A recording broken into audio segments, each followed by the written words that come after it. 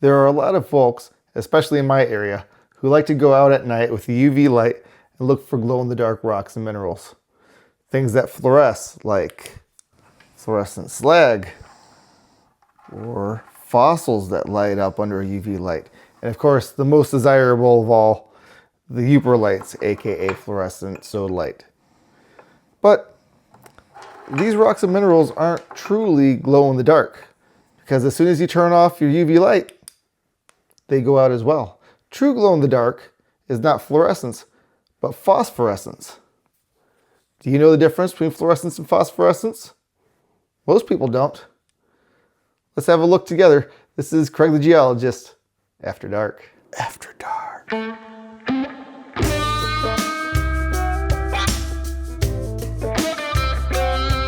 So I've previously done a deep dive into the science and even the quantum mechanics of what fluorescence is. And if you like to nerd out the way I like to nerd out, I encourage you to check out that video. You're going to really enjoy it. The short summary version of what fluorescence is, though, when you take a UV light and shine it on a fluorescent mineral, high energy photons from that light strike the atom and strike the electrons in that atom. And the electron absorbs the photon and jumps to a higher energy state. Remember that energy states are quantized. That's where the term quantum mechanics comes from. There's no in between. They're at 1 or 2. There's no 1.5. So they jump to a higher energy state, but they don't like being there. They hop immediately back down to the lower energy state, but they have to release energy to do that. So what do? They release a photon, and that photon wavelength, which is the color you see, directly relates to the energy level that it dropped. And so what you're seeing with your eyes is a physical manifestation of a absolutely minuscule quantum mechanic process. It's a really interesting thing. Common minerals along the Great Lakes that fluoresce, you get a lot of feldspars, but they tend to be kind of a dull blue and they're not very desirable. The UPR lights are what people really go nuts for around here. It's fluorescent sodalite in a cyanite material. And of course, fossils tend to light up very nicely under a UV light as well. Slag lights up very nicely under a UV light sometimes. It seems like the more colorful the slag is under natural light, the more dull it is under UV light, and vice versa. The most boring slag that you would just walk past and never consider sometimes lights up gorgeously under a UV light. And I've also got a block of fairly exotic calcite right here. This was gifted to me by William Openshaw. It probably came from someplace exotic like Madagascar or something, but it lights up ridiculously here. Calcite commonly lights up though. It doesn't always, but in the Keweenaw region, the calcite lights up the same shade as this. Much, much duller than this. It does not glow this radiantly, but it does have the same hue. What you'll notice for most of these, though, is the moment I turn this UV light off, the fluorescence goes out as well. That's not the case for phosphorescence. Now, what's the difference between fluorescence and phosphorescence? Well, phosphorescence is almost exactly the same process as fluorescence. High energy photons strike the atom. The electron absorbs that photon and jumps up to a higher energy state. It hops back down to the lower energy state, releasing a photon that you see as phosphorescence. The difference, though, is fluorescence is immediate or nearly immediate. Phosphorescence takes time. Fluorescence occurs within milliseconds and shorter, whereas phosphorescence can take seconds, minutes, or even days in some cases. For naturally occurring materials, phosphorescence is pretty much always on the order of milliseconds or seconds. Man-made materials, those are the real exotic ones that can last for minutes or hours or apparently even days. I've never seen something that lasts days, but I'm told there are some materials that can phosphoresce for days. Let's have a close-up look at some of this phosphorescence. Here we have a calcite. That is, it's a fossilized Petoskey stone. And it's calcite and maybe a bit of quartz in there as well. And it fluoresces, obviously. It lights up under UV light, kind of a yellowish white. But when we take the light off of it, it continues to glow for a moment. Now the camera is trying to adjust the sudden darkness, so everything kind of goes crazy for a moment, but you will notice that the rock continues to emit light after the UV light is taken off of it. Let's try it again.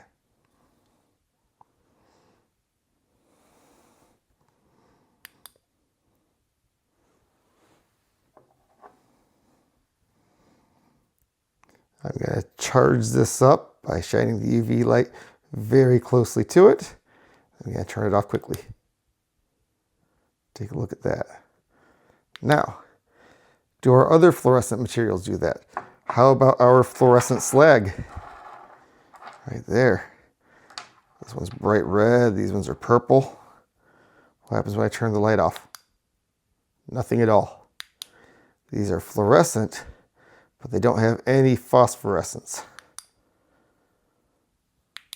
Let's check our Petoskey stone. Let's check our fluorescent soda lights. Let's go a couple of these over here. So these guys glow in the dark at all? Not at all. They have no fluorescence whatsoever. Well, let's put this Petoskey stone there with it for comparison. There you have it. Phosphorescence. Now, are all the fossils in our region phosphorescent? Well, let's have a look here. This is a death plate, tons of fossils on that. Doesn't have any phosphorescence at all.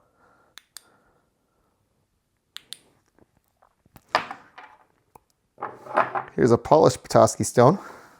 You can see it better when I'm not blinding you by shining the brightest part of the beam on it. Isn't that amazing? Gorgeous. Did you know that your Petoskey stones might do this?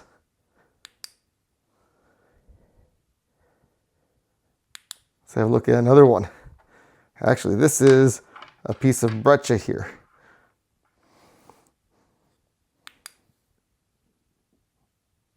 That calcite inside just lights right up.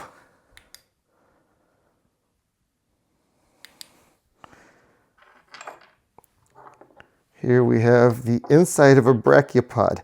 And when we shine the UV light on it, you can actually see the internal organs of the brachiopod. They also phosphoresce.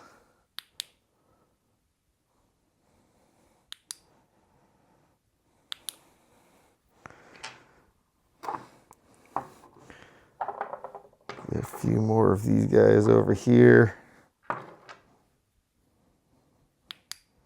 Oh yeah.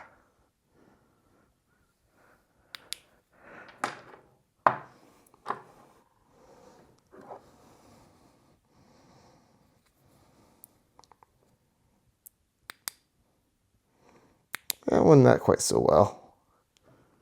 Let's get this real close here. Yeah, not quite as good as some of the others. Here's another polished Petoskey hiding off over here. How's this guy do? Pretty well. Again, compare it to, say, the slag here. Yeah, one phosphoresces, the other doesn't. How about that bright pink piece of fluorite here? This guy's crazy how much that lights up. It's definitely fluorescent. Is it phosphorescent though? Kind of. But it's certainly less phosphorescent than the Petoskey. In fact, let's kind of put them together here and see which one phosphoresces better. The Petoskey certainly phosphoresces much better. Put this one. This one might have been my favorite one right here.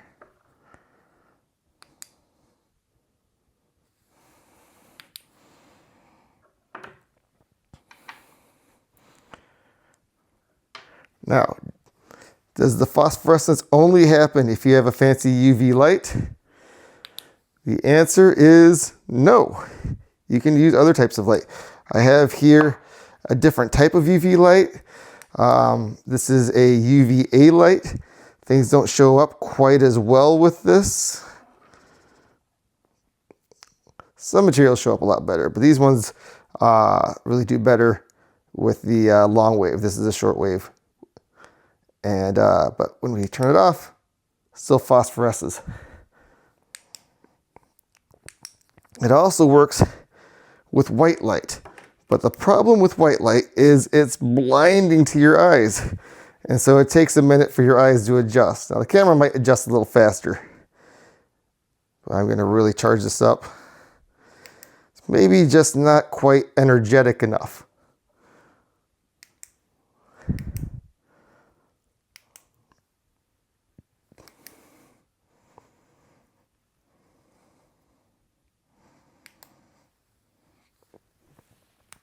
Of course, there are lots of phosphorescent materials, typically in children's products.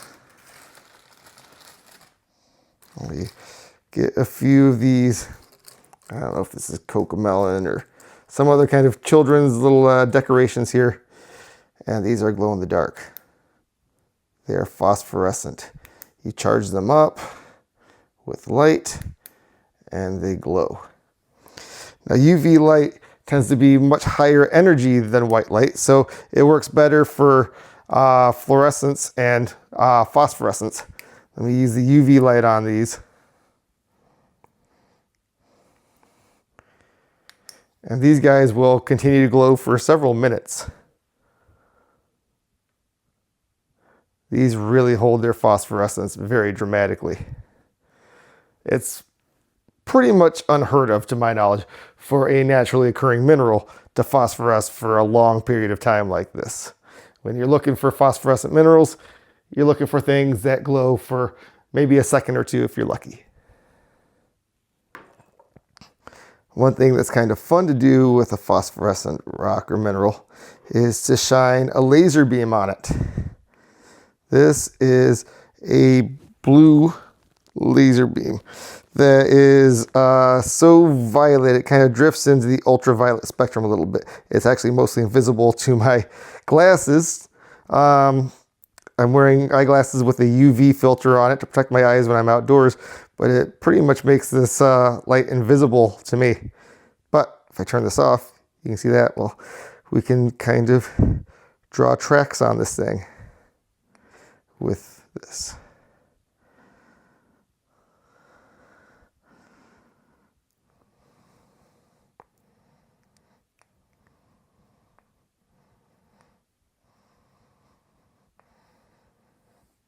Let's do that on some of the other ones here. There might be some better ones. Like for example, where's our polished Petoskey here? It's very hard to see using the laser light. We'll draw a circle here.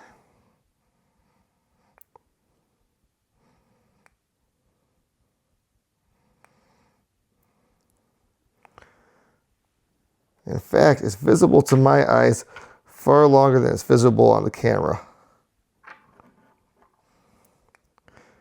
I'll actually tell you when it becomes invisible to me. I can see the lines. I can still faintly see the lines. Now they're pretty much gone. Let's try it with this guy here. All right, I can still see it. I can still see the circle. And now it's mostly gone.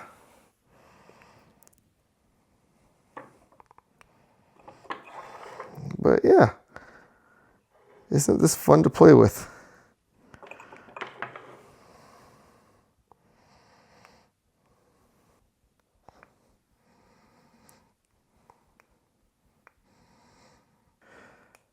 There's sufficient UV in this laser beam to cause this calcite to fluoresce.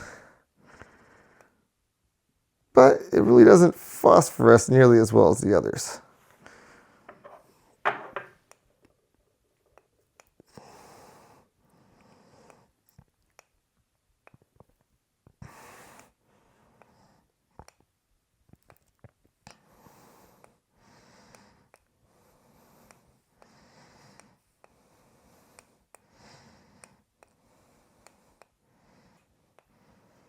Okay, now I'm just being like a kid. So I hope you learned something new about the rocks and minerals around us. Next time you're out on a shoreline or anywhere with a UV light looking for fluorescent rocks and minerals, I hope you take a moment to consider phosphorescence as well. Turn your light on and off and see if it glows for a few seconds after you've shined the light on it. In the Great Lakes region, a lot of fossils and calcite, and especially, as you noticed, Petoskey stones can really exhibit a lot of phosphorescence. And I would encourage you to check out your own collection as well. If you've got rocks and minerals around the house, especially if you're in the Great Lakes region and you've got Petoskey stones or something, and you've got UV light, you've never tested whether or not they phosphoresce, turn out the lights, turn on your UV light, give it a few clicks and find out for yourself. And if you've got something that phosphoresces that you didn't know about, let me know in the comments. I'm curious. Thank you for taking the time to explore phosphorescence with me. This has been Craig the Geologist, After Dark. After Dark.